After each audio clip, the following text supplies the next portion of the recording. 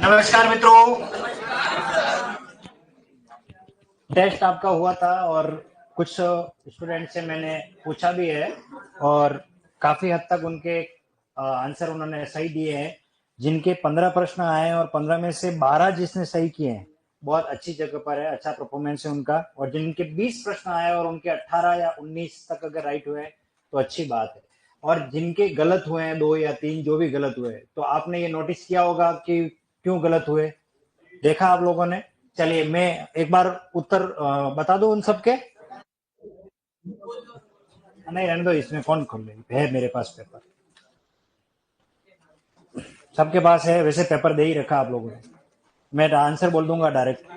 आप तो हमेशा जिस दिन पेपर हो अगले दिन पेपर लेकर ही आया करो, ठीक है ना। एक कागज ही है, ज्यादा 2-4 कागज है, इसे रजिस्टर में डाल करके ले आया करो, ठीक है। जिसके भी प्रश्न जो गलत हुआ है ना, उससे आप गोला जरूर लगाना कि आखिर ये क्या वजह थी जिस वजह से। अच्छा मुझे बताओ, जो पढ़ाया उसी में से था, उसी में से था ना, चलो ठीक है।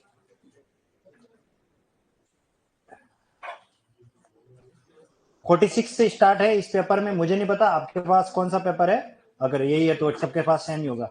प्रत्येक वर्ग का पहला, तीसरा, पांचवा वर्ण क्या कहलाता है?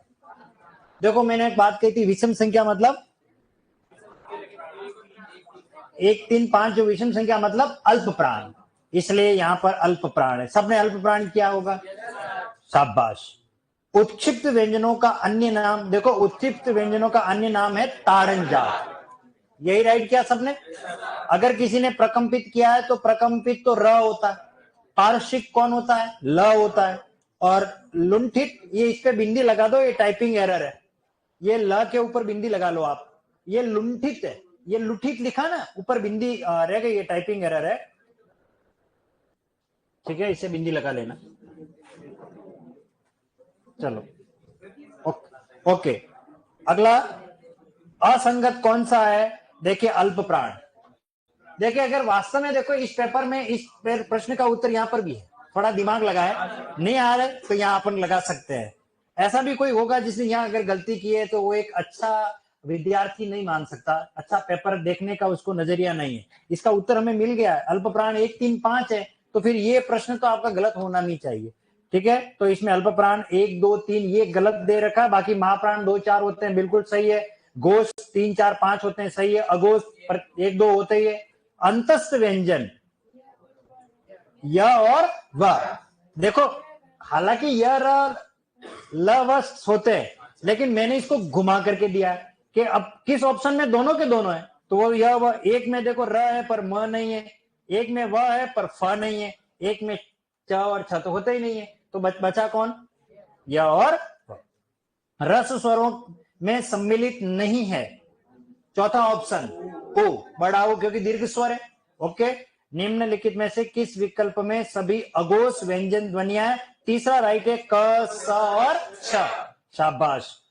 प्रत्येक वर्ग का दूसरा, चौथा, ये देखो फिर आ गया ऊपर महाप्राण है, ठीक है। कौन सा कथन सत्य है? तीसरा राइट है, सभी स्वर घोष है, सभी स्वर अल्पप्राण। मैं जब भी पढ़ाता हूं मैं कहता अगर मैं होता तो ऐसा प्रश्न बनाता, ऐसे पूछता, बस आप समझ लो कि पेपर में प्रश्न आ सकता है, तो आप उसी समय इस चीज को याद रखा करो, लिख लिया करो दिमाग में, कॉपी में। चलिए, और हालांकि ये जो प्रश्न है ना, पुलिस सब इंस्पेक्टर 2011 के प्रश्न पत्र 2014 में आया हुआ है, ये ध्यान रखना। देवनागरी लिपि में वर्णों की संख्या, देखो मैंने अपडेट कर दिया इसे, पहले 52 था, जिन्होंने पहले कहीं ये पेपर दिया होगा या आपके जो, हाँ तो मैंने रखा ही नहीं 52, ऑप्शन ही नहीं रखा, 53 रखा। किस किसने लिखा राइट 53? ये प्रश्न सबने राइट किया, कोई ऐसा है जिसने गलत किया? ओके, कौन है, कौन है ये? रामलाल नहीं है, ओके। ताड़न जात है द्विगुण, देखो ये भी प्रश्न रिपीट है, उत्क्षिप्त है। महेश का सही संधि विच्छेद महाधन ईश, दूसरा राइट है। राकेश का सही संधि, चौथा राकाधन ईश। इत्यादि का सही संधि विच्छेद कौन सा ऑप्शन? चौथा। स्वर संधि के कितने भेद है? 5, यानी तीसरा राइट है।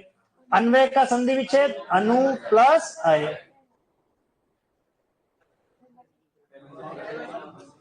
और है नहीं,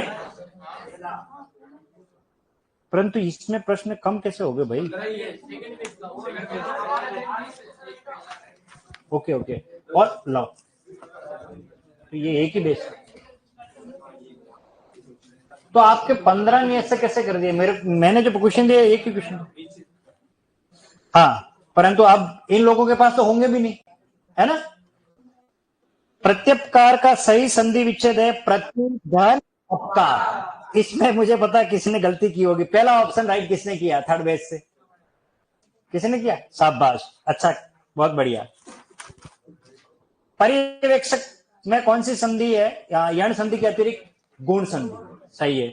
मुखोपाध्याय में दीर्घ संधि भी है, गुण संधि भी है, यण संधि भी है, और उपयुक्त सभी राइट है। उपयुक्त सभी राइट है, क्योंकि उपाध्याय का संधि विच्छेद क्या होगा? उपधन अध्याय, और अध्याय का संधि विच्छेद अधिधन आय, इसलिए तीनों राइट है। दीर्घ संधि का उदाहरण नहीं है, अंत्यधन अक्षर अंत्याक्षरी है, छिद्रधन अन्वेषी ये भी है, परिधन इच्छा अन्वीक्षा नहीं है, अनुधन इच्छा ये यण संधि का उदाहरण है। किस विकल्प में सभी शब्द दीर्घ संधि के नहीं है? तीसरा ऑप्शन, मातृधन आदेश, पितृधन अनुमति और मनुधन आदेश, बाकी सारे हैं, बस बाकी तो हो गया। चलो यही अलग प्रश्न है, ओके। चलो अच्छी बात है कि,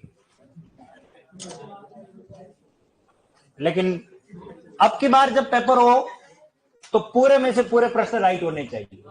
अपने आप में क्वालिटी मेंटेन करें, बढ़ाएं, और राइट का जो प्रतिशत है उससे बढ़ाएं, तो मजा आ जाएगा।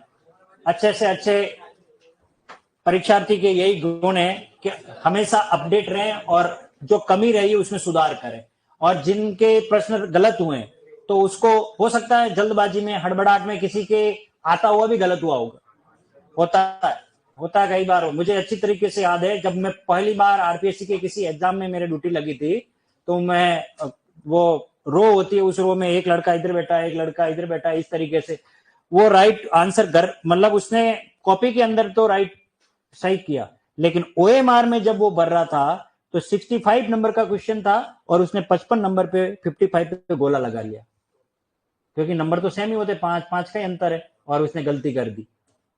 अब उसका कोई शॉर्टकट नहीं है अपने पास, व्हाइटनर यूज नहीं होता है एग्जाम में, आप सभी जानते हैं। इसलिए जब हम ओएमआर में भरते हैं, वो सबसे बड़ी चुनौती है हमारे लिए। इसलिए ये प्रैक्टिस है, आप जो एग्जाम दे रहे हो डेली, तो ओएमआर में आप उसमें करते हो, तो ये आपको, और कई बार क्या, हम इधर देखते देखते उधर देखते, वो गोल थोड़ी सी उंगली इधर से हो गई, वो गोला गलत हो गया, होता है। इसलिए पेशेंस रखना बहुत जरूरी, और आप बढ़िया अच्छे, और ये क्या गलतियां ही हमें सिखाती, हम ये एग्जाम देते हैं तो ये गलतियां ही हमें सिखाती है, और इसको सुधार करिए, उस गलतियों को आगे लेके ढोना नहीं है।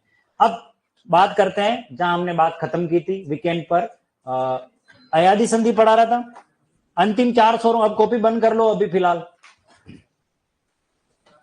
अब अभी मैं टेस्ट नहीं लूंगा, क्योंकि कुछ बच्चे मुझे नए नजर आ रहे हैं। कौन नए फर्स्ट बार जो आज पढ़ रहे हैं, वो हाथ खड़े, पूरा हाथ खड़ा करो कुतुब मीनार की। हाँ, वो 1 2 3 4 5 6 7 8, वेरी गुड। चलिए, तो अभी मैं टेस्ट लूंगा तो ये घबरा जाएंगे, और मैं नहीं चाहता कि ये घबराए, ठीक है ना, चक्कर आ जाए।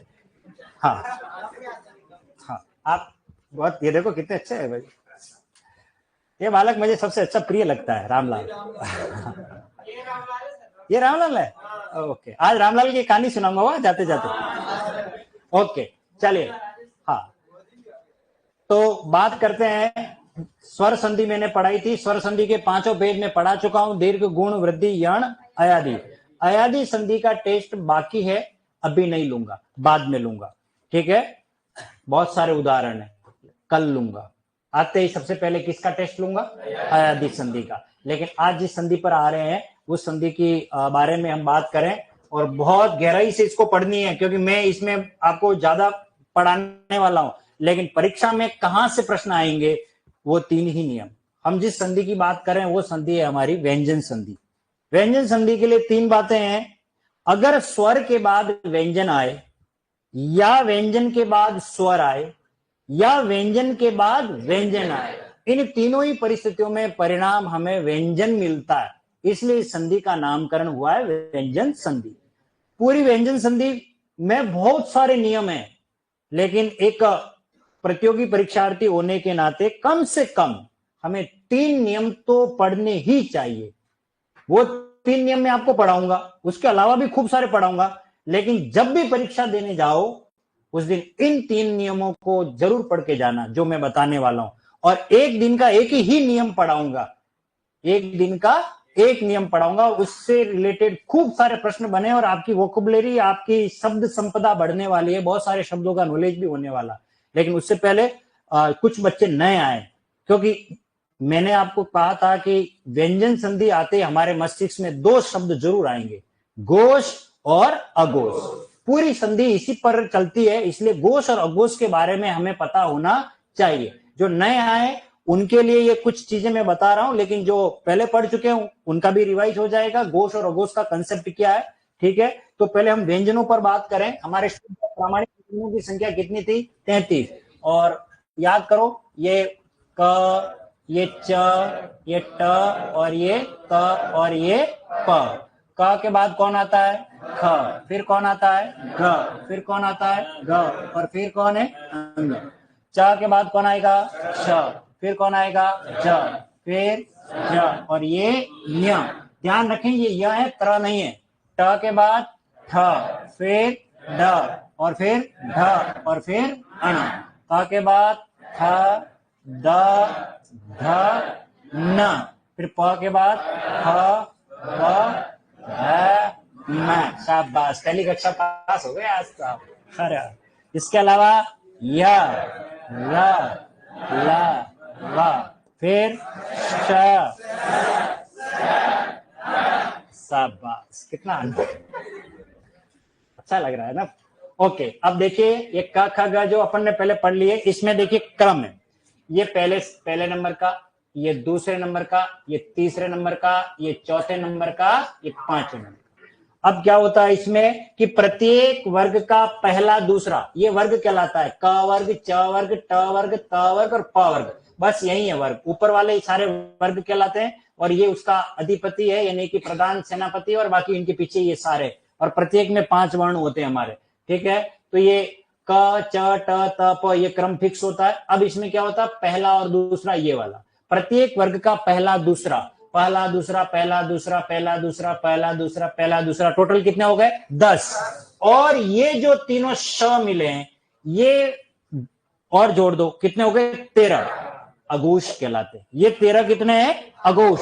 ये सारे प्रत्येक वर्ग का पहला दूसरा और स स स ये तीनों सब मिला लो, कितने हो गए? 13, अघोष कहलाते हैं। और बाकी जितने बच गए, तीसरा, चौथा, पांचवा और य, र, ल, व और प्लस स्वर, सभी के सभी क्या कहलाते हैं? घोष। बात समझ में आ गई? घोष और अघोष का कंसेप्ट क्लियर करना ना, क्योंकि मैं टेस्ट दूंगा वहीं गलती करने वाले हो आप। प्रत्येक वर्ग का पहला दूसरा क्या कहलाता है? अघोष। तीसरा, चौथा, पांचवा क्या कहलाता है? क्लियर हो गया? सभी स्वर क्या है? क्लियर है? अब हम नियम की बात करें और अघोष से ही लेते हैं। अघोष में सबसे पहले देखिए, ये पहला व्यंजन संधि का पहला ही नियम पढ़ा रहा हूं मैं। हाँ जी, दोबारा? ओके, चलिए।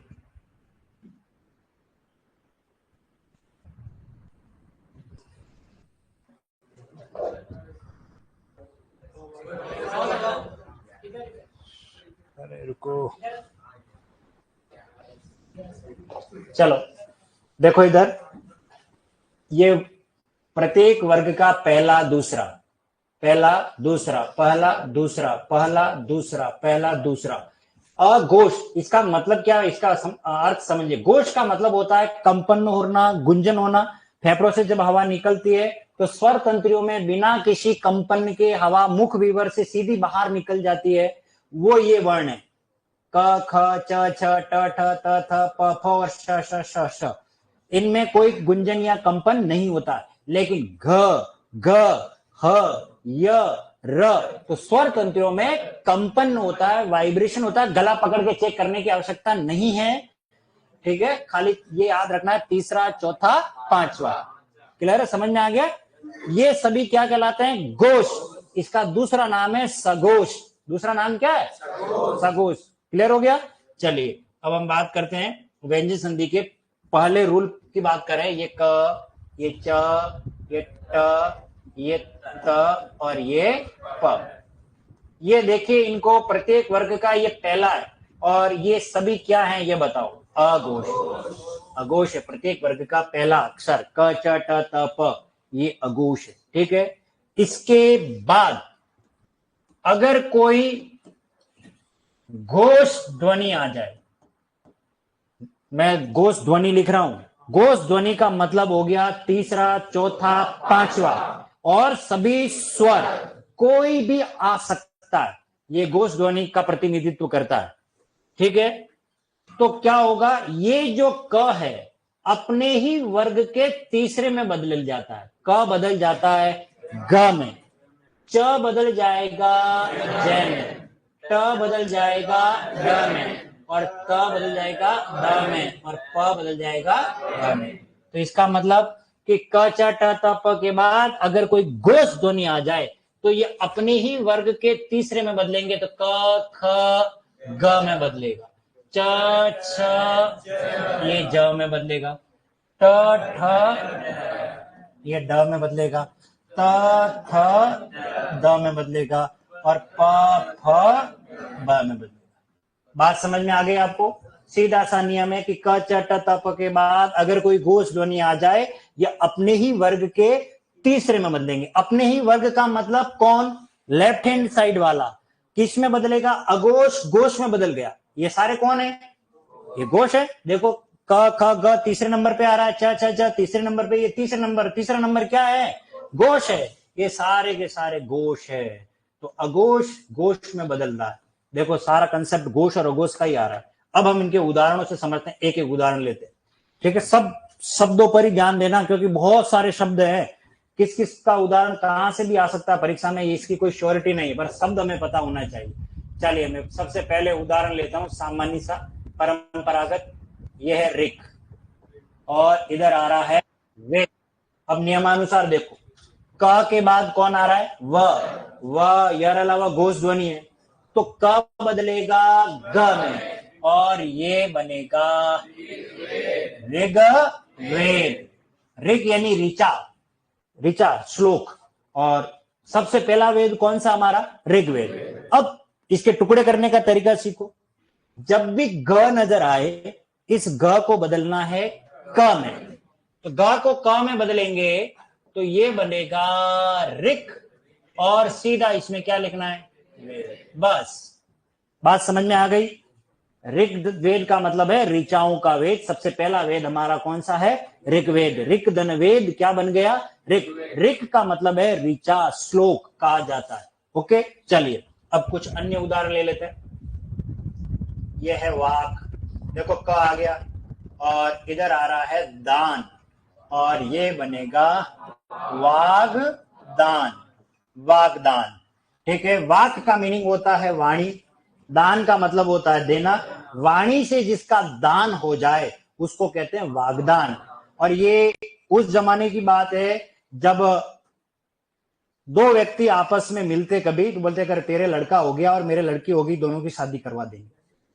वाणी से दान दे दिया जाता था। प्राण जाए पर वचन न जाए, कह दी जो कह दी, कहते हैं ना, एक बार बोल दिया, तो वही बात है। वाणी से जिसका दान हो जाए तो उसको कहते हैं वागदान। और वागदान का मतलब है सगाई। वागदान का मतलब क्या है?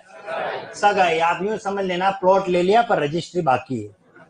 हाँ, ये समझ सकते हो। ठीक है ना, वागदान उसी को कहते हैं, सगाई को कहते हैं। और ये एक शब्द है नया, ये है वाक और ये दत्ता और ये बनेगा वाग दत्ता। वाग दत्ता का अर्थ होता है वाणी से जिसका दान दे दिया गया हो, अर्थात वह कन्या जिसकी सगाई की बात हो चुकी हो, उसके लिए एक शब्द है ये, क्या है? वाग दत्ता। उसके लिए शब्द है ये वाग दत्ता। वाणी से जिसका दान दे दिया गया हो उसे क्या कहेंगे? वाग दत्ता। एक आपने परंपरागत ये उदाहरण खूब पढ़ा होगा। ठीक है, यह है दिक और इधर आ रहा है गज। शाबाश, क्या बनेगा? दिग्गज। अब बात यह आती है दिग्गज क्यों कहा जाता है? अंकित जी बताओ। दिग्गज क्यों, मैंने पढ़ाया भी था उस समय, कुछ फर्स्ट टाइम में शुरुआत की तभी बताई थी। बताएं दिग्गज क्यों कहते हैं?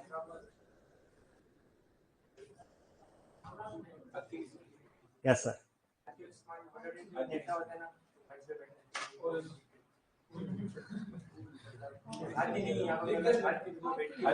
आप पढ़े मेरे से पहले?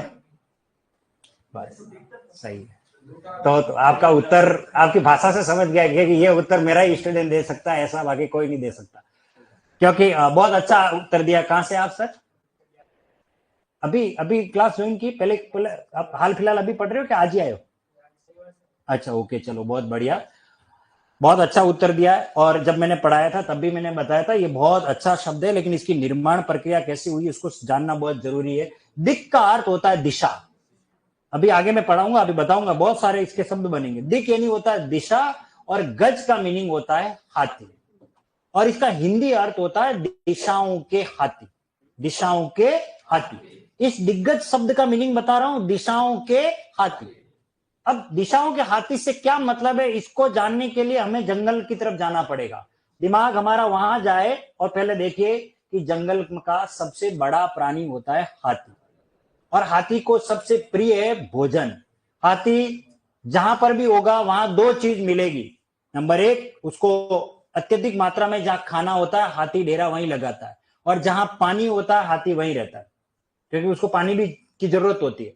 तो जो लघु प्राणी होते हैं, छोटे प्राणी होते हैं, हिरण वगैरह, ये छोटे, ये हाथी को देख करके अंदाजा लगाते हैं कि हाथी महाराज कहां पर है, उस पहाड़ी पर, चलो उधर ही अपने वहीं खाना मिलेगा।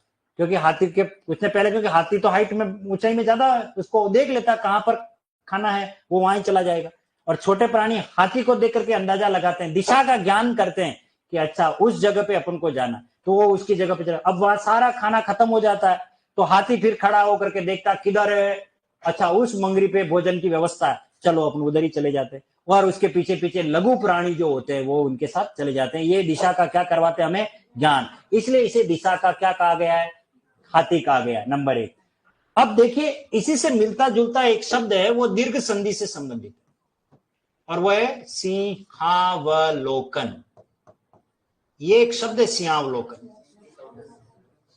सिंहावलोकन, और ये आता है सिंह प्लस अवलोकन। देखिए ये बहुत कुछ चीजें हमको जंगली जानवरों प्राणियों से भी सीखने मिलती है। सिंह की तरह अवलोकन करना। कभी आपने सिंह की प्रकृति देखी हो तो सिंह कैसे अवलोकन करता है? अपने शिकार को टारगेट करने के लिए वो जंगल की सबसे ऊंची चोटी पहाड़ी पर जाकर के अपना डेरा लगाता है, और लंबे पांव करके बैठ जाता है आराम से, और पूरी निगाह जंगल पर रहती है, हर एक पेड़ पर। सिर्फ वो उस पेड़ को टारगेट करता है जिस पेड़ पे बंदर कूद रहे होते हैं। अब आप सोचिए ऐसा क्यों? क्योंकि जिस पेड़ पर बंदर कूदते हैं उसी पेड़ के नीचे हिरण मिलेगी, क्योंकि बंदर कूदता है तो उस पेड़ की हरी हरी डालियां, पत्तियां टूट टूट करके नीचे गिरती है। हिरण की में इतनी ताकत नहीं पेड़ पे वो चढ़ सके, इसलिए हिरण भी वहीं जाती है जहां बंदर होते हैं। जिस पेड़ पर बंदर का वास होता है वहीं उसको फ्री में खाना मिल जाएगा, उसको पत्तियां तोड़ने की जरूरत नहीं पड़ेगी, और वो वहां पत्तियां खाने लगेगी। शेर सिर्फ ये देखता है कि किस पेड़ के ऊपर बंदर है, और वो फिर वहां जाकर के वो घात लगाता है, वहां डेफिनेटली उसको हिरण मिल जाती है। तो आप देखिए सिंह की तरह अवलोकन करना, जब परीक्षा बहुत नजदीक है, और सिंहावलोकन राजस्थान, एक दिन में हमको राजस्थान पूरा पढ़ना है, तब हमें शेर की तरह नजर रखनी है कि कौन सा प्रश्न कहां से आ सकता है। चाहे दुर्ग या किले से आओ, चाहे आपके आर्थिक व्यवस्था से आओ, चाहे रेगिस्तान से संबंधित प्रश्न आ जाओ, किसी से भी संबंधित प्रश्न आओ, लेकिन हम आर्ट एंड कल्चर जो भी पढ़ते हैं एक ही नजर में हमको पूरा राजस्थान पढ़ना पड़ता है। चाहे उसकी वेशभूषा पढ़ो, चाहे पहनावे पढ़ो, बहुत सारा पार्ट है आपके, तो सिलेबस देखना पड़ता है। यानी कि एक ही शेर की तरह नजर रख करके देखना। ये हालांकि दीर्घ संधि का, तो दिग प्लस गज। अब हम बात करते हैं, मंच पर हम जाते हैं, कभी देखते हैं तो कहते हैं ना दिग्गज दिग्गज नेता बैठे हुए हैं, एक शब्द हम काम में लेते हैं। इसका मतलब ये थोड़ी बड़े बड़े हाथी बैठे हुए हैं। इसका मतलब क्या है? दिग्गज नेता क्या है? भरी सभा में अगर मोदी जी को जनता के बीच में कहीं बैठा दिया जाए तो जनता पहचान नहीं पाएगी नेता किधर बैठा हुआ है, नहीं पहचान पाएगी। इसलिए उनका मंच, उनका स्थान उस जनता से ऊंचा बनाया जाता है। आम नागरिक पहचान लेता है कि ये है, ये प्रधानमंत्री है, उसकी निगाह उस पर चली जाती है। क्यों? क्योंकि वो दिशा का ज्ञान करवाता हमें। भरी सभा में 1.5-2 लाख की आबादी में कहीं आपको कोई मंच प्रोवाइड नहीं करें, जनता के बीच फेंक दे, फिर मजाल देगा आप ढूंढो दे प्रधानमंत्री को, नहीं ढूंढ पाओगे, सीएम को किसी को ढूंढ नहीं पाओगे। तो बड़ा आदमी जो भी होता है, कोई भी हो, उसको मंच इसीलिए दिया जाता है कि वो दिशा का क्या करवाता है, ज्ञान करवाता है। इसलिए वो शब्द उसके लिए आ गया और रूढ़ हो गया और क्या बन गया, दिग्गज, जो दिशा का ज्ञान करवाता है, दिग्गज। तो इसका मतलब ये, इसका शाब्दिक अर्थ तो ये है दिशाओं के हाथी। अब देखिए इसी तरीके से मैं उल्टा चल रहा हूं, ये शब्द मान लीजिए परीक्षा में ये आ गया, क्या आ गया, दिग्भ्रम। क्या शब्द आ गया, दिग्भ्रम। इस ग को सीधा किसमें बदलेंगे, क में, और ये आ जाएगा दिक, और इधर क्या आ जाएगा, भ्रम, दिशा का भ्रम होना। रात की 12 बजे कैलिफोर्निया के घने जंगलों में आपको छोड़ दिया जाए और आपको पूछे पूर्व किधर है, पश्चिम किधर है, हम पहचान नहीं पाएंगे। हमें तो अपने गांव की दिशा पता नहीं है कि हमारा घर कौन सी दिशा में, बहुत कुछ भी है, ये भी पता नहीं रहता। दिशा का ज्ञान करना, दिशा का भी ज्ञान होना चाहिए। सूर्य किस दिशा में उदय होता है, पूर्व में, उसकी तरफ मुंह खड़े करके किसी भी जगह पे भारत के कोने में चले जाओ, आप दिशा का ज्ञान कर सकते हो। लेकिन मरण तो तब होता है जब सूर्य उदय नहीं हो रहा हो, बादल ही बादल हो रहे हो, फिर दिशा का ज्ञान क्या करें, तब फिर दिक्कत होती है। उसके लिए भी बहुत सारे अलग अलग संकेत हैं। रात के समय सूर्य उदय नहीं होता, रात के समय हम दिशा का ज्ञान कैसे करें? तो हाँ बिल्कुल, तो उसके लिए आपको ध्रुव तारा, कभी देखा आपने ध्रुव तारा? ईमानदारी से बताओ ध्रुव तारा किस किस ने देखा है? जिसने ध्रुव तारा देखा है वे हाथ खड़ा करें, फिर मैं उनसे दूसरा प्रश्न पूछूं। कौन सी दिशा में रहता है? एक मिनट, आप बताओ, ध्रुव तारा देखा? पूर्व दिशा में, शाबाश। आप बताओ, उत्तर दिशा में रहता है? आप उत्तर दिशा में, आप बताओ। अच्छा देखा ही नहीं, चल आप बताओ कौन सी दिशा में रहता है? दक्षिण दिशा में, शाबाश। उत्तर दिशा में, हाँ कोई ये तो नहीं कह रहा जमीन में रहता है, हाँ कोई दिशाएं तो 10 होती है। चलिए मैं बताता हूं, ध्रुव तारे का कंसेप्ट समझा रहा हूं आपको, ये सभी को समझना जरूरी है, क्योंकि एक सनातन धर्म को हम लेके चले ना, हमको अपने ध्रुव तारे के बारे में नहीं पता, तो फिर क्या अपन ज्ञान रखने। ध्रुव तारा सदैव उत्तर दिशा में रहता है, और ध्रुव का मतलब ही है अड़िग, अटल, जो अपनी जगह से डिगे नहीं, उसे ध्रुव कहते हैं।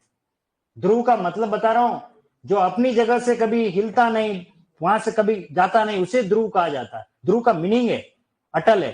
तो ध्रुव जो तारा है वो एक जगह निश्चित रहता है और वो सदैव रहता है उत्तर दिशा में। किस दिशा में रहता?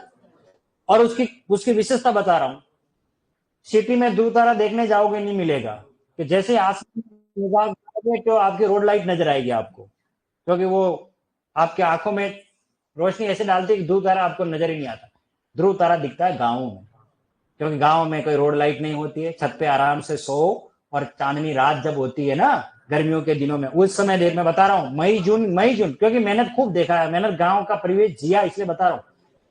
उत्तर दिशा में ध्रुव तारे की खासियत है, उसके आसपास कोई तारा नहीं होता है, आसपास कोई तारा नहीं होता है, अकेला चमकता है वो, नंबर 1। दूसरी बात, ध्रुव तारे के चारों ओर सप्तऋषि मंडल चक्कर लगाता है, यह है उसकी सबसे बड़ी खासियत। ध्रुव तारे को पहचानने की अगर किसी को अगर हिम्मत है तो उसके लिए आपको ये ध्रुव तारा है, और ध्रुव तारे के चारों ओर सप्तऋषि मंडल।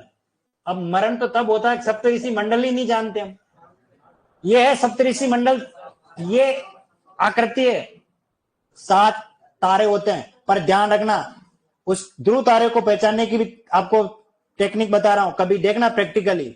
सप्तऋषि के अगले जो 2 तारे होते हैं, उसी के सीध में ये ध्रुव तारा रहता सदैव। और जब सुबह रात की 8 बजे आप सप्तऋषि मंडल यहां देख रहे हो, तो जब सुबह की 4 या 5 बजे उसे देखोगे तो वहां नहीं मिलेगा, वो सप्तऋषि मंडल यहां आ जाएगा और इधर चला जाएगा। इसका मतलब वो सप्तऋषि मंडल पूरी रात भर में उस ध्रुव तारे के चारों ओर क्या लगाता है, चक्कर काटता है। क्या काटता है? चक्कर। और उसके अगले 2 तारे हमेशा किसके सीध में रहते हैं? ध्रुव के सीध में रहते हैं। ध्यान रखना, कभी देखना इसको अच्छे। तो दिग्भ्रम का मतलब है दिशा का भ्रम हो जाना, दिग्भ्रम कहलाता है। चलिए आगे चलते हैं। ये सम्यक ज्ञान। ओके,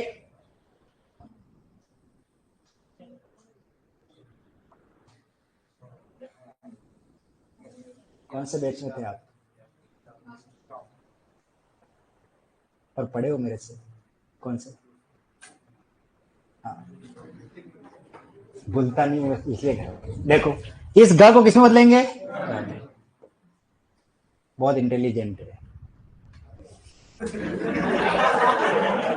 नहीं, ये सही कह रहा हूं, पहले पढ़ी हुई है मेरे से, लेकिन मैं जानता हूं बखूबी, और बहुत अच्छा इसका फीडबैक है, और अच्छी विद्यार्थी है, और अच्छा नॉलेज है, और अभी पढ़ रही है, तो निश्चित तौर पर बहुत अच्छा नॉलेज अर्जित करेगी, और मुझे अच्छा लगा। हाँ देखिए, क्या कि मुझे स्टूडेंट याद रह जाते, पर ये पता नहीं रहता कि कहाँ, क्योंकि बहुत सी जगह पर पढ़ाया मैंने। उदयपुर के लगभग जहां जहां एग्रीकल्चर सुपरवाइजर की तैयारी होती है, वहां 24 अफसर ही मिलने वाले हैं। अभी सिर्फ रॉयल में ही पढ़ा रहा हूँ, अब नहीं जा रहा हूँ। बाकी उदयपुर में ऐसा कोई कोचिंग नहीं था जहां मैं नहीं पढ़ाता था, चाहे वो हाईटेक हल्दर हो, चाहे हल्दर हो, चाहे एनसीए हो, चाहे रॉयल हो, सब जगह में ही पढ़ाता था। अब लेकिन अभी सिर्फ रॉयल में ही पढ़ा रहा हूँ, क्योंकि इतना समय नहीं है मेरे पास, 2 घंटे बाकी है। अब ये मेरे पुराने किसी हल्दर में पढ़े, मैं दिग्गज हूँ। Thank you. सम्यक ज्ञान, तो यह है सम्यक, और इधर क्या आएगा? ज्ञान। अब इसका मतलब क्या है? सम्यक का अर्थ होता है संपूर्ण ज्ञान, यानी कि अपन को नॉलेज देना। जो संपूर्ण ज्ञान कराए वो सम्यक ज्ञान है। अच्छा मुझे बताओ, ये क्या है? पेन है। इसका मतलब आपको ये सम्यक ज्ञान हो गया है। ये पंखा है, ये बोर्ड है, आपको पूरा ज्ञान हो रहा है। लेकिन शाम को 7 बज गए, हल्का सा अंधेरा हो गया है, और सड़क पर पड़े हुए किसी रस्सी के टुकड़े को अगर आप सांप समझ रहे हो अंधेरे की वजह से, तो क्या वो सम्यक ज्ञान है? नहीं, वो मिथ्या ज्ञान है। वो किस प्रकार का ज्ञान है? मिथ्या, जिसमें हमें भ्रम पैदा हो, वो सभी मिथ्या ज्ञान है। तो ये भ्रम शब्द का मतलब ही यही है, जब हमें दिशा का ज्ञान नहीं होता, वो दिग्भ्रम हो जाता है। दिशा का ज्ञान नहीं हो रहा, दिग्भ्रम हो गया हूं। मैं जयपुर गया और मुझे पता ही नहीं है कौन सा एड्रेस दे दिया, दिग्भ्रमित हो गया हूं। अरे मेरे को एड्रेस ही नहीं मिल रहा, पता ही नहीं पड़ रहा है। तो दुनिया में व्यक्ति किसी से भी भ्रमित हो सकता है। तो ब्रह्म और सत्य, ये 2 शब्द है। एक बार एक मैडम ने पूछ लिया बच्चों से कि बताओ ब्रह्म और सत्य में क्या अंतर है? तो एक रामलाल टाइप का बच्चा था, वो तुरंत खड़ा हो गया। हाँ मैडम मैं बताता हूँ। रामलाल कहता है मैडम आप हमें पढ़ा रहे हो, ये सत्य है, लेकिन हम पढ़ रहे हैं ये आपका भ्रम है। ठीक है ना? तो सम्यक प्लस ज्ञान से क्या बन गया? सम्यक ज्ञान। ठीक है, अगला देखिए, और उदाहरण ले लेते हैं। यह है प्राक, और इधर आ गया वैदिक, और ये बनेगा प्राग वैदिक। प्राग वैदिक, ग को सीधा किसमें बदलना है? क में बदलना। अभी तक मैं बात कर रहा हूं किसकी? सिर्फ क की बात कर रहा हूं। ठीक है, अब दूसरे उदाहरण को भी ले लेते हैं, च को। और ये परीक्षा में नहीं आएगा, इसलिए ज्यादा लोड लेने की जरूरत नहीं है। च वाला उदाहरण आज दिन तक नहीं आया, मैं टेस्ट में जरूर दूंगा। लेकिन यह है अच, और इधर आ रहा है अंत, और ये बनेगा अजंत। क्या बनेगा? अजंत। इसका मतलब क्या है, इसको समझिए। अच का मतलब होता है स्वर। संस्कृत में अच किसको कहा जाता है? स्वरों को। ओके, अजंत का मीनिंग है जिसका अंत स्वरों से होता हो। जैसे देखिए, ये एक शब्द है जगत, और ये एक शब्द है जगत। अच्छा, इन दोनों शब्दों में अंतर किस बात का है ये बताओ? केवल एक हलंत का, और ये दोनों ही सही है, दोनों ही सही है, लेकिन शब्द का अर्थ अलग है। इस जगत का अर्थ होता है संसार, और इस जगत का अर्थ होता है कुएं की मुंडेर, चबूतरा, जहां खड़े रह करके पानी भरते हैं ना, उसको जगत कहा जाता है। तो ये दोनों सही है अपनी जगह पर, लेकिन इसमें कौन अजंत है? जिसका अंत स्वर से हो रहा हो। इसमें स्वर है पर इसमें स्वर नहीं है, तो ये अजंत कहलाएगा, और ये अजंत नहीं है। बस यही शब्द का मीनिंग है, बाकी कहीं इसमें ज्यादा उलझने की आवश्यकता नहीं। च बदलेगा सीधा किसमें? ज में। ठीक है, वापस नियम पर आते हैं। देखो ये नियम पढ़ा रहा हूं मैं, च बदलेगा किसमें? ज में।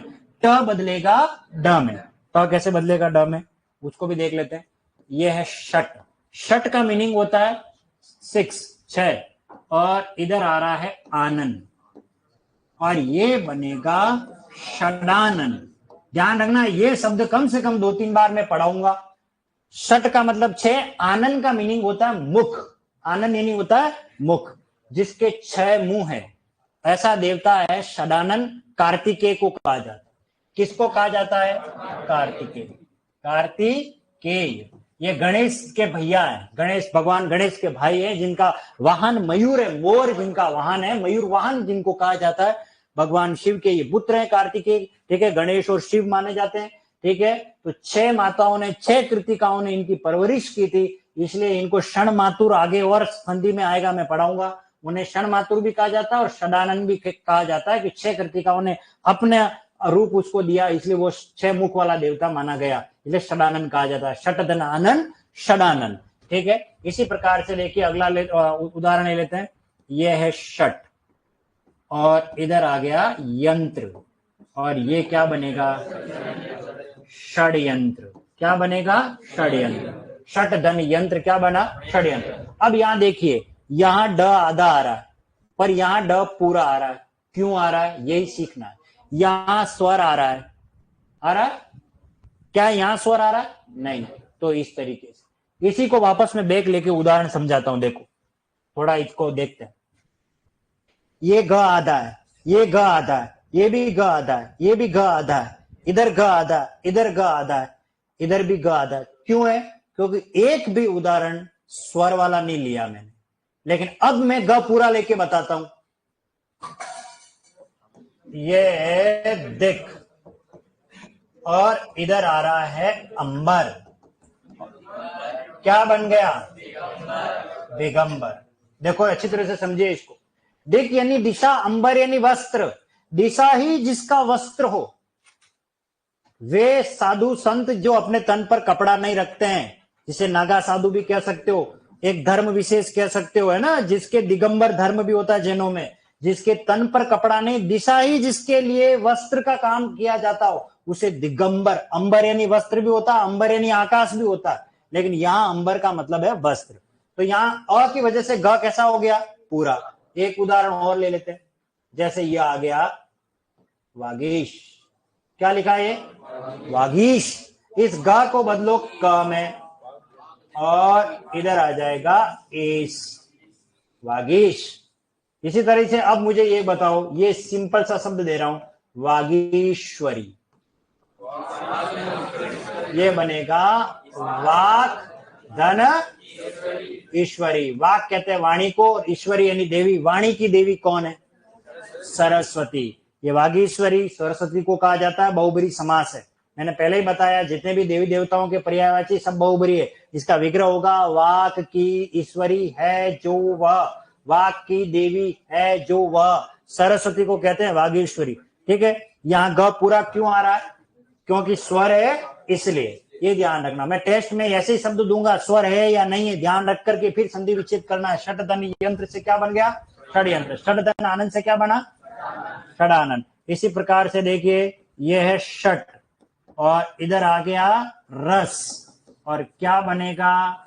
षडरस। षडरस। और इसको ऐसे भी लिखा जाता है जैसे षडरस, ऐसे भी लिखते हैं, दोनों मान्य है। 6 रसों का मिश्रण क्या कहलाता है? षडरस।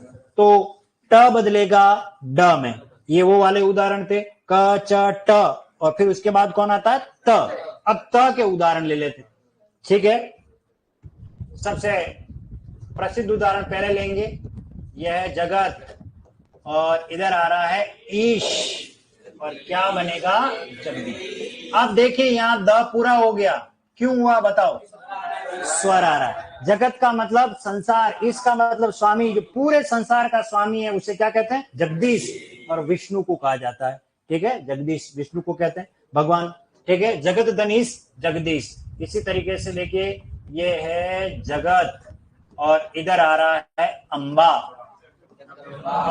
शाबाश, जगदम्बा। जगत प्लस अंबा से क्या बना? जगदम्बा, यानी कि जगत की माता।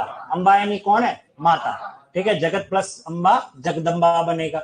इसी प्रकार से देखिए, वेरी मोस्ट इंपॉर्टेंट, विद्युत, ओके। और इधर आ रहा है ध्वज, त बदलेगा द में, तो ये बनेगा विद्युत ध्वज। देखिए नया शब्द सीख रहे हो आप, विद्युत ध्वज। विद्युत का मतलब बिजली, ध्वज का मतलब पताका। आसमान में जब बिजली कड़कती है तो एक रेखा जैसी चमकती है, तो ऐसा लगता है जैसे कोई बिजली रूपी पताका आसमान में लहरा रही हो, उसको कहा जाता है विद्युत ध्वज। ये शब्द है विद्युत ध्वज का मतलब बिजली रूपी पताका, इसका मीनिंग है विद्युत ध्वज। तो त किसमें बदल रहा है? द में। बात समझ में आ गई? चलिए आगे देखिए, ये शब्द है भवत और इधर आ रहा है ईय, और क्या बनेगा? भवदीय। और ये विशेष तौर से आपको मिलता है लेटर राइटिंग में, भवदीय, आपका। भवदीय का मतलब होता है आपका, भवदिया आपकी, भवदीय, भवत ये पुल्लिंग शब्द है, भवत प्लस ईय से क्या बन गया? भवदीय। चलिए अब जैसे मान लीजिए ये आ गया परीक्षा में, भगवद गीता, ये परीक्षा में आ गया जैसे भगवद गीता, तो इस द को किसमें बदलेंगे? त में, और ये बन जाएगा भगवत प्लस गीता। भगवत प्लस गीता से क्या बनेगा? बात समझ में आ गई आपको? त किसमें बदलेगा? द में बदला, क चट त। अब प का उदाहरण ले रहा हूं, ठीक है? ये समझना, ये टेस्ट में भी आएंगे। ये है अप, अभी आया हुआ है, ठीक है? अप और ज, और ये बनेगा अब्ज। अप का मीनिंग होता है जल, ज का मीनिंग होता है जन्म लेने वाला, जो पानी से जन्म लेता है। अब्ज, अब्ज का मीनिंग होता है कमल। याद रखना, ये इसका मीनिंग है। और पर्यायवाची कोश में परीक्षा में पूछेंगे कमल का पर्यायवाची कौन सा है? अब्ज। अप यानी जल, ज यानी जन्म लेने वाला, वो अब्ज कहलाता है। इसी तरीके से देखिए, ये है अप, अप का मीनिंग होता है जल, द यानी देने वाला, और ये बनेगा अब्द। और अब्द का मीनिंग होता है बादल, क्योंकि जल को देने वाला कौन है? बादल। तो अब्द शब्द कहा जाता है बादल के लिए। एक बात, अब्द का दूसरा अर्थ एक और है, वर्ष। अब्द का मतलब होता है वर्ष। अब कैसे इस शब्द को अपन जस्टिफाई करें तो थोड़ा समझिए। इसको शब्द को लाता हूं मैं दीर्घ संधि में। ये एक शब्द है शताब्दी, ठीक है? चलिए, शताब्दी का संधि विच्छेद होगा शत प्लस अब्दी। देखिए यहां गलती बच्चे करेंगे, शत प्लस अब्दी में त के हलंत नहीं लगेगा। जब शत को दोबारा यानी रिपीटेशन में लिखा जाता है, जैसे शत शत नमन, शत शत अभिनंदन, वहां हलंत लगाया जाता है, क्योंकि एक ही शब्द को कंटिन्यू बोलते तो वहां हम स्वर को लोप करते हैं, स्वर को खत्म कर रहे हैं। यहां स्वर नहीं खत्म कर रहे हैं, यहां सत बोला जा रहा है। तो ऐसी स्थिति में ये अ और ये अ दोनों मिलके क्या बनाएगा? थोड़ा दिमाग लगाएं। अगर मैं यहां हलंत लगा दूंगा तो फिर आ कहां से बनेगा? नहीं बन सकता, ठीक है ना? वो तो द बन जाएगा। इसलिए सत धन अब्दी से क्या बनेगा? शताब्दी। ये बात समझ में आ गई? अब अब्दी के टुकड़े करते हैं। पहले अब्दी के टुकड़े करो तो ये है अप प्लस दी, और इसके टुकड़े हैं यहां से स्टार्ट हो रहे हैं शत प्लस अप प्लस दी। तो यहां तो है दीर्घ संधि, यहां है अप प्लस दी व्यंजन संधि। देखिए वापस इधर आ रहा हूं। अब्द का मीनिंग क्या होता है? वर्ष, और अब्दी का मीनिंग होता है वर्षों वाली। अब्दी का मीनिंग क्या होता है? वर्षों वाली। शत का मीनिंग होता है 100, तो 100 वर्षों वाली को क्या कहा जाता है? शताब्दी। 1000 वर्षों वाली को कहा जाता है सहस्राब्दी। ये स ह, ये स्र और ये श्राब्दी, सहस्राब्दी। और इसका संधि विच्छेद होता है सहस्र, त्र नहीं करना है, सहस्र यानी 1000, सहस्र बाहु, और यहां हो जाएगा अब्दी। 1000 वर्षों वाली को कहते हैं सहस्राब्दी, अप प्लस दी से। तो यहां तो दीर्घ संधि है, यहां व्यंजन संधि है, और वो व्यंजन संधि यहां पर है, ये रहा। अप धन दी से बनेगा अब्द। अब्द का मतलब बादल। अब्द का मीनिंग क्या होता है? वर्ष। एक बार बादशाह अकबर ने बीरबल से एक सवाल किया था गणित का सामान्य सा, कि 12 में से 4 चले गए तो कितने बचे? 8 बचते हैं, सिंपल सा है ना। 12 में से अगर 4 माइनस करोगे तो कितने बचेंगे? 8। लेकिन सही उत्तर ये नहीं था। सही उत्तर था शून्य। क्या था? शून्य। तो बोले यार ये कैसा उत्तर है? बोले ऐसा है कि 12 महीने में से 4 महीने अगर बारिश के निकाल दिए जाएं तो सब कुछ शून्य, बिन पानी सब शून्य। 4 महीने बारिश के लिए निश्चित किए गए और वो 12 महीने में अगर 4 मास बारिश नहीं होती है तो इस प्रकृति में सब कुछ शून्य ही है। उन्होंने एक तार्किक, एक लॉजिकल, ऐसे मतलब दार्शनिक रूप में उसको आंसर बताया। हालांकि गणित के हिसाब से तो 12 माइनस 4 8 ही होते हैं, सभी जानते हैं, लेकिन वो किस रूप में? अब्द का मीनिंग ही वर्ष होता है। अब्द का मीनिंग क्या होता है? वर्ष। तो ऐसा नहीं है कि अब्द का मीनिंग बादल ही याद करें, अब्द का मीनिंग वर्ष। वो और इसका उदाहरण मैंने आपको बता दिया है। देखो यहाँ अब्द शब्द आ रहा है, ये वर्ष को लेकर के, ठीक है, और बिना पानी के कोई है भी नहीं है, सब कुछ शून्य है। तो अभी हम बात कर रहे थे, वापस नियम पर आ जाते हैं। कौन सा नियम पढ़ाया मैंने? ये क च ट त प के बाद अगर कोई गोश ध्वनि आए तो ये अपने ही वर्ग के किस में बदलते हैं? तीसरे में। ये भाषा लिखने की कोई आवश्यकता नहीं है। परीक्षा में कभी भाषा से प्रश्न नहीं आते, सीधे संधि के प्रश्न आते हैं। कंपटीशन में ऐसा प्रश्न नहीं आएगा। बताइए पहला रूल है कौन सा? नियमबद्ध लिख करके बताओ। वहां डिस्क्रिप्टिव एग्जाम नहीं हो रहा, सीधा है। क के बाद गोश ध्वनि है तो क अपने ही वर्ग में किस में बदल गया? तीसरे में बदल गया। चलिए, व्यंजन संधि का ये पहला नियम है, इस नियम को लिख लीजिए। बैक करो ये वाला, चलो।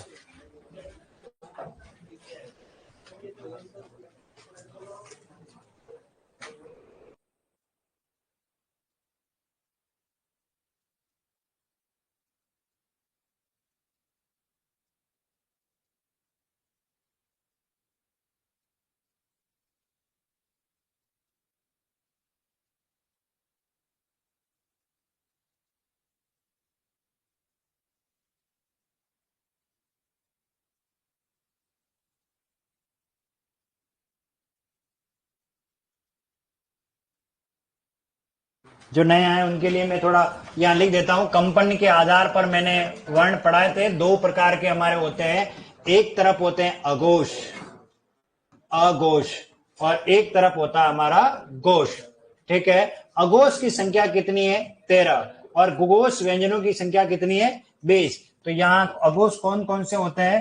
प्रत्येक वर्ग का पहला दूसरा व्यंजन और प्लस तीनों स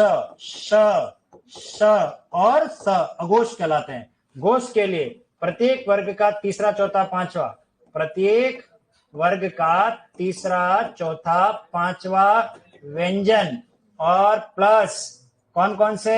य, र, ल, व और ह, और प्लस सभी स्वर।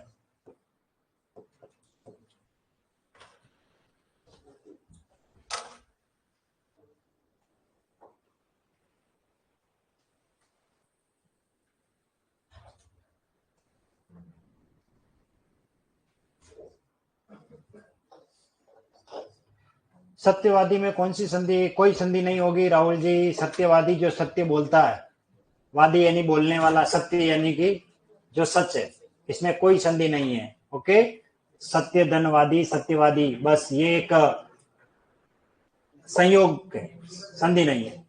ठीक है।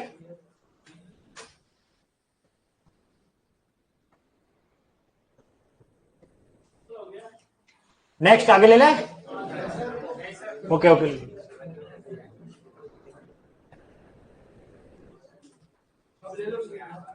नेक्स्ट चलो।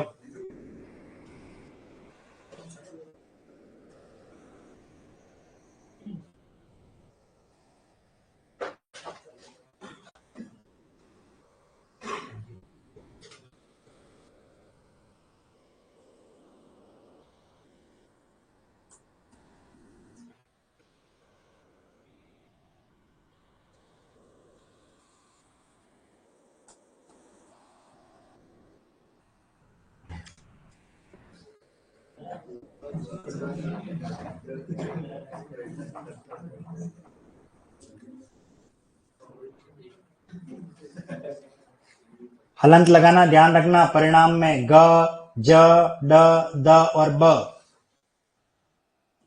क च ट त प के बाद अगर कोई घोष ध्वनि आ जाए तो यह अपने ही वर्ग के तीसरे में बदलते हैं। अपने ही वर्ग में तीसरे में कौन बदलेंगे? अघोष। क बदलेगा ग में, च बदलेगा ज में, ट बदलेगा ड में, द और त बदलेगा द में और प बदलेगा ब में। और इन सबको हमने उदाहरण सहित समझा भी है। लिख लिया? ये तो कोई ज्यादा नहीं है। ओके चलिए अब उदाहरण को लिख लीजिए इनको। ऋक् वेद ऋग्वेद, वाग्दन वाग्दान, वाग्दन दत्ता वाग्दत्ता,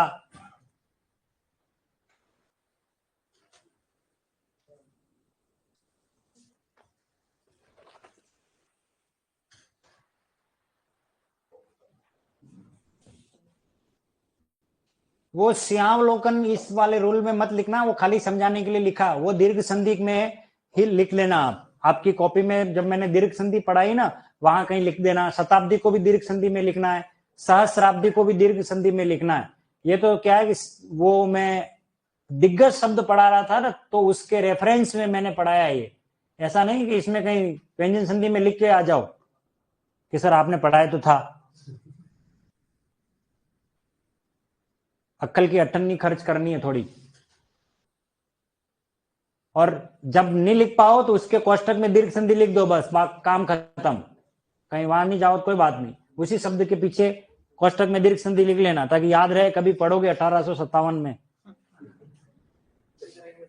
हाँ मुझे पता है, मुझे अच्छी तरह से याद है, एक बार मैं पढ़ा रहा था और किसी क्लास में मैंने कुछ बताया था, तो उस बात को उसने पत्थर की लकीर मान ली और फिर उसी संबंधित कोई प्रश्न आ गया और वो गलत करके आ गए। बोले सर आपने कहा तो था, पूरा सुना ही नहीं, आधा अधूरा सुन लिया। हाँ जी हाँ जी। तो ये तो कितना पढ़ा है, आप आज ही आए हो तो अच्छा। ये उत्क्षिप्त है, ये अड़ा की ध्वनि है। अच्छा पहले पढ़ा लिया हूं मैं, पहले पढ़ा। ये उत्क्षिप्त ध्वनि है, फेंक कर बोलते हैं। तो इसको अपन किन किन नाम से जानते हैं? इसको कहते हैं द्विगुण, यानी डबल रोल में मिलते हैं इसलिए द्विगुण कहते हैं। क्योंकि एक तो मिलता अपन को ड, ठीक है, और एक मिलता अपन को ढ, और इसी का जुड़वा है ड के नीचे बिंदी और इसी के ढ के नीचे बिंदी, इसलिए दो दो ही ऐसे वर्ण है पूरी वर्णमाला में जो डबल रोल में मिलते हैं, ठीक है, इसलिए द्विगुण कहते हैं। इसके अलावा ये देखो अड़ की ध्वनि आती है तो इसको हमारी जबान फेंक करके बोलती है, इसलिए इनका दूसरा नाम है उत्क्षिप्त। फेंक कर इसका उच्चारण, उत्क्षिप्त का मतलब ही होता है फेंक कर। और ये ताड़न जात, पीटने से, हमारी जबान पीटती है, ऊपर से आते सड़क अड़क की ध्वनि आती है ना, तो इसलिए इसको ताड़न जात भी कहते हैं ये, ठीक है। और इसका एक और नाम है जो इन लोगों को भी नहीं पढ़ा है, आपको पढ़ा रहा हूं, उसे कहते हैं द्विस्पृष्ट। हाँ ये संस्कृत का हालांकि द्विस्पृष्ट। नेक्स्ट चले आगे। कोई कह रहा नहीं सर, कोई कह रहा यस सर, मैं पशुपेश में हूं। किम कर्तव्य विमूढ़ सी स्थिति हो गई है मेरी, क्या करूं और क्या न करूं, ये बड़ी मुश्किल है। आए कोई तो बता दे।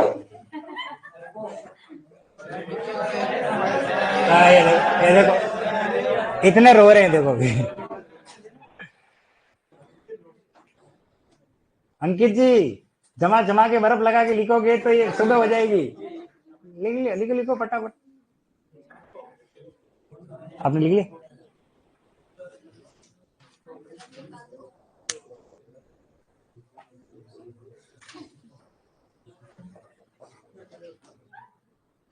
बागेश्वरी क्या होता है आप बताओ एक मिनट, बागेश्वरी किसे कहते हैं? नहीं नहीं, जिससे पूछो वही। शाबाश, वो बागेश्वर है। नहीं पता, पढ़ाई तो था, अभी कहा भी था, कहाँ थे? नहीं थे, नहीं थे, सुना नहीं है, सुनना है, सिलेक्शन लेना है। तो बागेश्वरी सरस्वती को कहते हैं, बहुबरी समास है, सब बात बताई थी। वाक वाणी, ईश्वरी देवी, वाणी की देवी सरस्वती, है ना। ध्यान रखो, शब्दों पे ध्यान देना।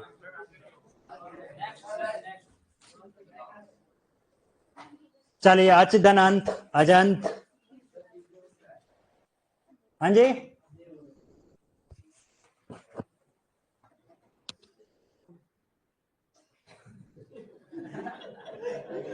टाइम ही हो जाता है।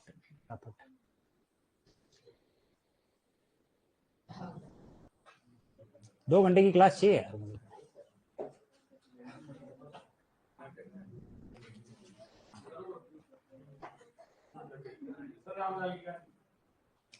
अब तो पीछे देखो घड़ी बोल चुकी है। नहीं नहीं नहीं, टाइम हो गया है। कल आते ही पहले कहानी सुनाऊंगा बस। आज हमारी आज वेकेशन आज खत्म है हमारे भी। हाँ? अरे ये तो बढ़िया है, मजा है ये तो। इंतजार। अरे हाँ, मुझे याद आया, आज एक टेम्पो के पीछे क्या लिखा हुआ था, बहुत शानदार। हाँ हाँ, उसमें डायलॉग लिखा था, इनकार पसंद है, इंतजार पसंद नहीं। मैंने कहा बात तो सही की यार उसने। और क्या, इनकार पसंद है, बस इनकार हो गया मतलब बात खत्म। अब कोई ज्यादा दिमाग लगाना ही नहीं, है ना।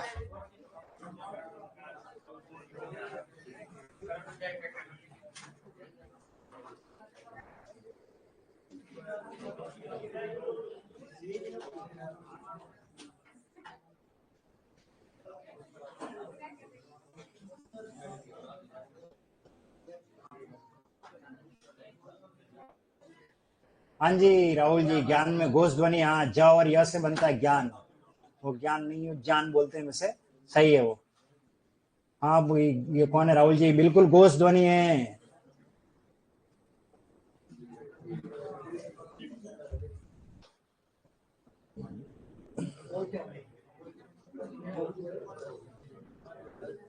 अप का मतलब क्या होता है, जल। और अब्ज का मीनिंग कमल, पानी से जन्म लेने वाला, जल से जन्म लेने वाला, जल जात जिसे कहा जाता है, कमल को कहा जाता है। ठीक है, अब्ज।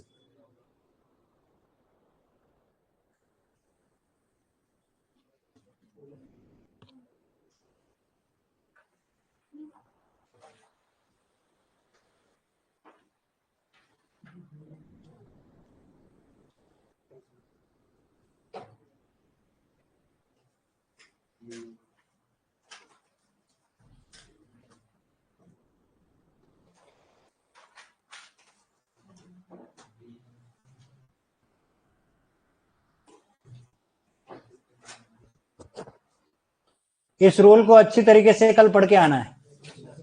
कल आते ही सबसे पहले व्यंजन संधि का टेस्ट लूंगा, ठीक है।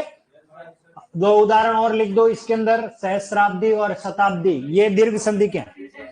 बाकी है, चलिए बाकी हम मिलेंगे अपनी अगली क्लास में कल इसी समय इसी चैनल पर। तब तक के लिए स्वस्थ रहे, व्यस्त रहे, मस्त रहे और जीवित रहे।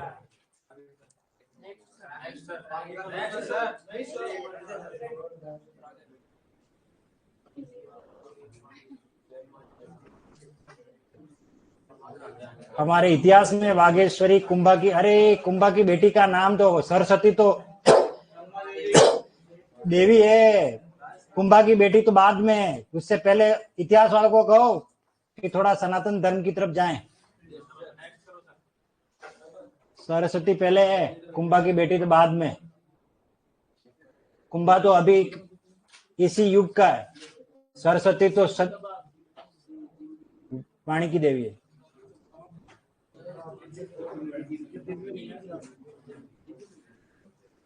ओके, बाकी कल।